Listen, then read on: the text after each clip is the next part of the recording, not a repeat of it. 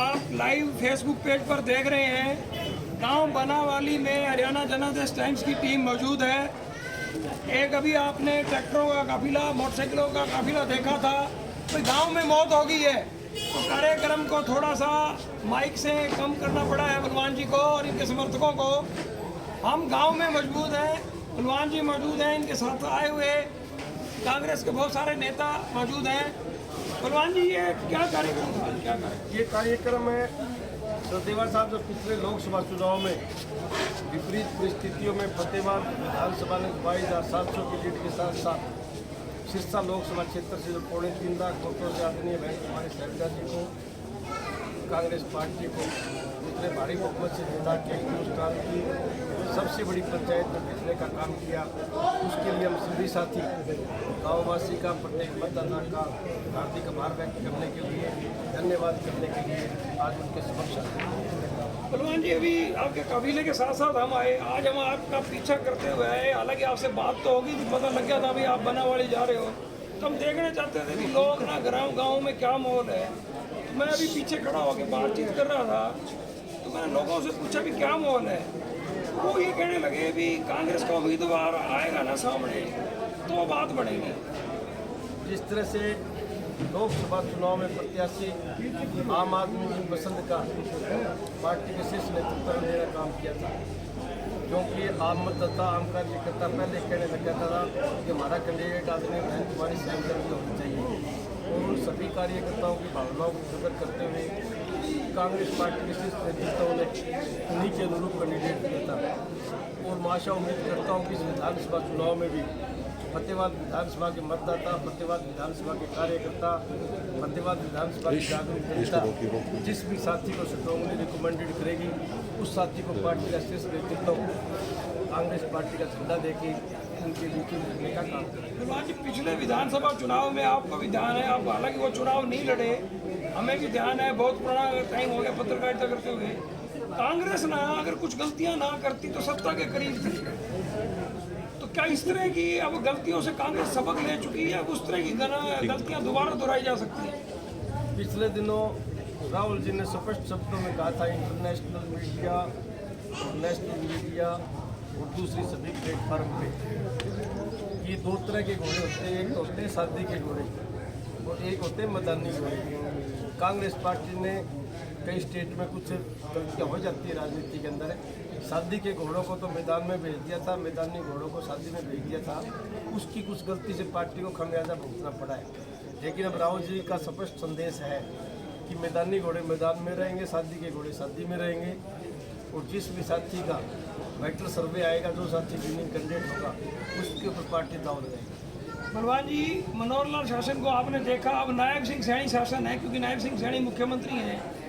मनोहर लाल सरकार ने जो कुछ फैसले किए, कच्चे कर्मचारियों के बारे में, कुछ किसानों के MSP के बारे में और बहुत सारे और निर्णय जिनकी आप कांग्रेस के नेता आलोचना करते रहे हैं, अब उन निर्णय को नायब सैनी सरकार लगातार पलट रही है। आज भी कैबिनेट ने कोई कच्चे कर्मचारियों के निर्णय बदल के कोई एक्ट लाने की बात की है। तो ये एक चुनावी जुमले हैं या वास्तव में कोई पुरानी गलतियों से भाजपा सबक ले रही है? बीजेपी का नेचर रहा है कि आंखों में धूल झोंक के आम आदमी को गुमराह किया। और नायब सिंह मुख्यमंत्री तो अभी तक कागजों में मुख्यमंत्री, शायद वो मानसिक तौर पे अपने आप को मुख्यमंत्री नहीं मानते। क्योंकि पिछले दिनों जब फतेहाबाद की तो जनसभा थी, तो उनको यही नहीं पता था कि हमारे शासनकाल में क्या विकास कार्य हुए, कांग्रेस शासनकाल में क्या विकास कार्य हुए। तो इससे जाहिर होता है कि उन्होंने अपने शासनकाल में कई विकास के नाम पे लगाए नहीं, सारे के सारे वो कांग्रेस के कार्यकाल से गए थे। और अब मुख्यमंत्री नायब सिंह सैनी पूर्व मुख्यमंत्री खट्टर साहब के फैसले को धड़ाधड़ पलट रहे हैं। तो मैं तो मांग करूँ आपके चैनल के माध्यम से कि मुख्यमंत्री को श्वेत पत्र जारी करना चाहिए। क्या वो मुख्यमंत्री खट्टर के फैसले गलत थे? अगर वो गलत थे तो मुख्यमंत्री खट्टर को सार्वजनिक तौर पर माफ़ी मांगनी चाहिए, पूरी भारतीय जनता पार्टी को माफ़ी मांगनी चाहिए। अगर वो फैसले गलत नहीं थे तब इनको यू टर्न नहीं करना चाहिए, लोगों की आंखों में भेद नहीं देखनी चाहिए। लेकिन जो भी धड़ाधड़ घोषणाएँ कर रहे हैं, ये भी सचदेवा साहब घोषणा देंगे। इनकी 2 साल पहले जो घोषणा की थी वो भी आज तक पूरी नहीं हुई। अब तो जुमा 1-1.5 महीना बाद विधानसभा चुनाव डिक्लेयर हो जाएंगे और ये घोषणा तो मात्र घोषणा दे दी सिर्फ एक्ट के नाम से, जो हमारे कच्चे कर्मचारी जो हमारे कच्चे युवा लग रहे उनको गुमराह करने का प्रयास कर रहे हैं। पहलवान जी, लोकसभा चुनावों में देश की जनता ने कांग्रेस को नई ऑक्सीजन दे दी है। 40 से 99 सीटों पे कांग्रेस पहुंच गई है। हरियाणा में कितनी सीटों का आप दावा करते हैं? सरकार बनने का पहले तो आप दावा करते हैं कि सरकार बनेगी, आप लोग कहते ही रहते हैं, तो कितनी विधानसभा सीटें जीत जाएगी कांग्रेस? जिस तरह से लोगों का सहयोग समर्थन आशीर्वाद कांग्रेस पार्टी को मिल रहा है और जिस तरह से लोकसभा चुनाव में कांग्रेस पार्टी ने हरियाणा प्रदेश में विपरीत परिस्थितियों में 5 सीटें जीतने का काम किया और अप्रत्याशित रूप से अपना वोट बैंक बिठाने का काम किया, उन सभी बातों को मैं देखते हुए कह सकता हूँ कि कांग्रेस पार्टी 70 सीटों से ऊपर लेके अब सत्तासीन होने जा रही है। अभी पिछले दिनों भाजपा के पूर्व जिला प्रधान वेद भुल्ला का एक बयान आया, जो हरको बैंक के चेयरमैन भी हैं, वो भी भाजपा टिकट के यहाँ दावेदार हैं। उन्होंने एक गांव में बयान दिया भी चौधरी आपने बहुत बना लिए। वो कहते बलवान सिंह दौलतपुरिया भी चौधरी, दूड़ाराम भी चौधरी, प्रहलाद सिंह गिलाखेड़ा भी चौधरी, चौधरी लीला कृष्ण भी चौधरी। इस बार आप दोनों भाई को वोट देना है, वेद भुल्ला भाई है, तो आप भाई हैं या चौधरी हैं? मैं तो शुरू से कहता हूँ कि मैं तो भाई हूँ, मैं तो मध्यम वर्गीय परिवार का बच्चा हूँ।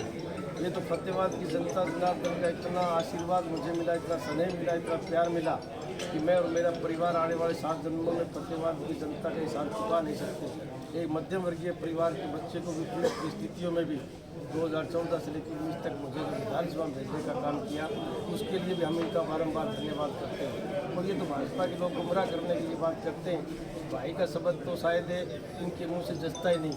अगर कोई मांसाहारी अपनी दुकान के ऊपर लिख दे कि शुद्ध शाकाहारी भोजन और नीचे वो मांस बेचे, तो ऐसा मुझे प्रतीत होता है कि भाई के नाम पे गुमराह कर रहे हैं और करते अडानी अंबानी बड़े बड़े चौधरी के काम। बलवान जी, 10 वर्ष भाजपा शासन में रही है, फतेहाबाद विधानसभा क्षेत्र के विकास पे आपकी क्या टिप्पणी है? भाजपा ने अपने कार्यकाल में फतेहाबाद में विकास के नाम पे कहीं भी एक ईंट लगाने का काम नहीं किया। सिर्फ घोषणाएं की हैं, करोड़ों रुपए की ग्रांट बांटने का काम किए हैं, सिर्फ कागजों में ग्रांट आई है, धरातल पे कहीं भी नहीं आई है। ये देखिए, इन्होंने एक मेडिकल कॉलेज का वहाँ पे झूठा बोर्ड लगाया था नगर परिषद के वोट लेने के लिए, लेकिन वो भी फतेहाबाद की जनता के साथ इन्होंने धोखा किया। जब नगर परिषद में लोगों के वोट चुरा लिए तो उसके बाद में उस मेडिकल कॉलेज को यहाँ से शिफ्ट करके एक डिजर्ट एरिया में लगाने का काम किया। और मेडिकल कॉलेज हमेशा जिला मुख्यालय पे होना चाहिए, क्योंकि वहाँ पे बच्चियाँ भी आएंगी, बच्चे भी आएंगे, उनको पीजी भी चाहिए, उनको सुरक्षा भी चाहिए, उनको दूसरी सहूलतें चाहिए। वो किसी डिजर्ट एरिया में उनको मुहैया नहीं हो सकती। मेरी तो आज भी मांग है कि वो कॉलेज वहाँ से शिफ्ट करके फतेहाबाद जिला मुख्यालय पे होना चाहिए।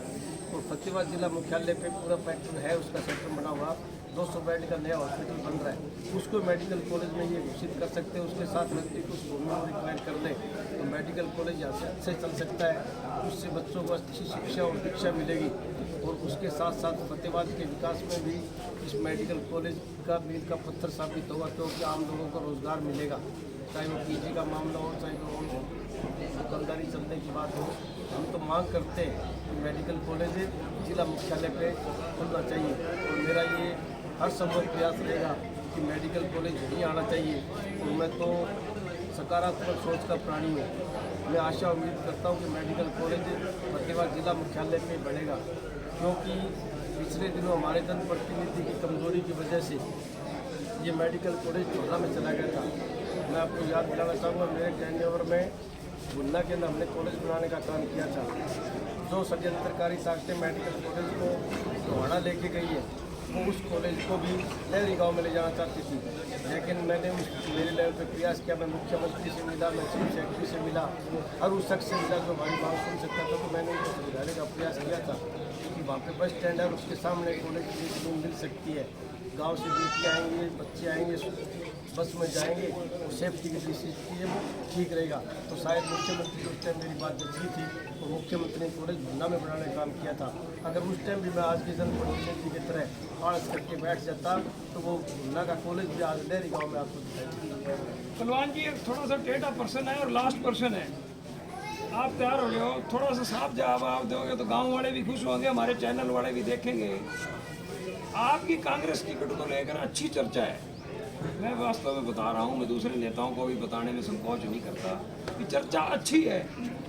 आपको टिकट ना मिली जैसे बीजेपी की आपको टिकट नहीं मिली थी तो आपने चुनाव नहीं लड़ा था, पता नहीं आपने रोष व्यक्त किया या परिस्थितियों से समझौता किया। इस बार आपके ऊपर के नेताओं के लटम लटम होते आपकी टिकट कट गई तो क्या आप चुनाव लड़ोगे? मैं आपसे पूछा, अभी तक आपने टेढ़ा सवाल पूछा क्यों नहीं? टेढ़ा सवाल तो बढ़ते बढ़ते पत्रकार को पूछना चाहिए। जलेबी जैसा सीधा और सपाट सवाल होना चाहिए पत्रकार की। लेकिन जब आपने जो टिकट के मामले में बताया तो मैं तो सकारात्मक सोच का प्राणी हूँ। राहुल जी का स्पष्ट संदेश है कि सर्वे के आधार पर टिकट दी जाएगी और मुझे आशा उम्मीद है कि जिस तरह से मैं मेरे हल्के उनके अंदाज ढूंढता हूँ, सर्वे मेरा बेटर जाएगा। तो सर्वे जब बेटर जाएगा तो कोई किंतु परंतु मुझे नहीं मिलेगा। आपका दिल अंदर से कहता है कांग्रेस टिकट पक्की है? सर्वे के आधार पर कांग्रेस टिकट देगी। वो लोगों से पूछेगी कांग्रेस? सच है, बिल्कुल पूछेगी। जिस तरह से आपके सामने है, लोकसभा चुनाव में लोगों से पूछ के टिकट दी थी, तो वही पैटर्न विधानसभा में अपनाया जाएगा, लोगों से पूछ के टिकट देगा। साथियों, बलवान सिंह दौलतपुरिया जी से बड़ी शानदार बातचीत हुई। गांव बनावाड़ी में आए और गांव को भी देखने का मौका मिला।